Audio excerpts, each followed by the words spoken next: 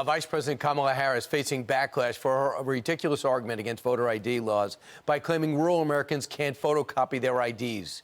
Here to react, the author of the best-selling book Hillbilly Elegy, and the U.S. Senate candidate himself from Ohio, J.D. Vance. J.D., is that true from what you could ascertained, that people who live in rural communities don't know how to add toner to their printer? No, it's not true. You know, Brian, we have all kinds of crazy things in small towns in the state of Ohio and across the country. We've got electricity, we've got running water, we even have soap.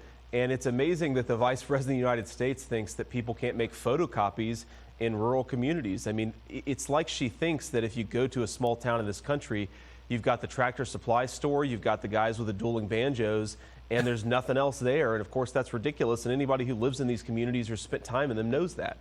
So what's interesting is you know this specifically because you came from a small town, you go to an Ivy League, and most of them came from money. They couldn't relate to you in a lot of ways.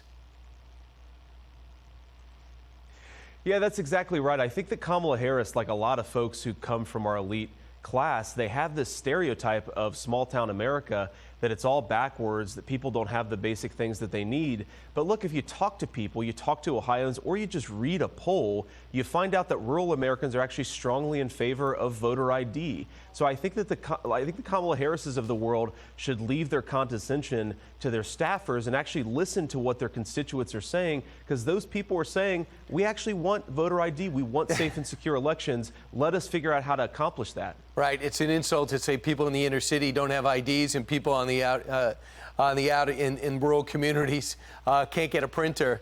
Unbelievable. I want to bring to something else. Your name came up on the Sunday shows, on Meet the Press. J.D. Vance, you're very well known, and now you're a Senate candidate. And a lot of people say, well, now you were kind of anti-Trump, and now you're pro-Trump. And here's what they said about that. There's a winning at all costs commitment, I believe, to get through 2022, and J.D. Vance personifies it. You know, when you watch something on TV, it hits you differently than when you have a personal conversation. And I've had personal conversations with J.D. Vance along with Mitt Romney, and so this is particularly shocking to me. I mean, after you talk personally to somebody about what their values are and how they feel about something, and now this is so the J.D. Vance you met personally was a different person than the one we're seeing. Without a doubt. How do you feel about that? Are you different? Have you changed?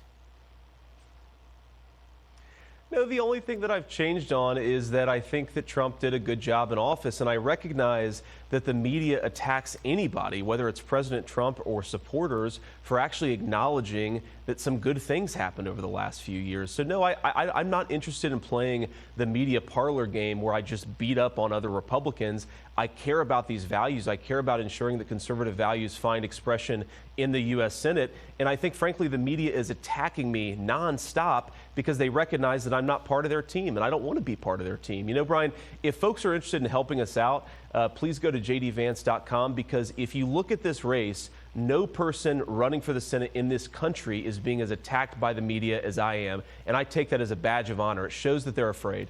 Absolutely. It's going to be a long year, but I think you're ready for the fire.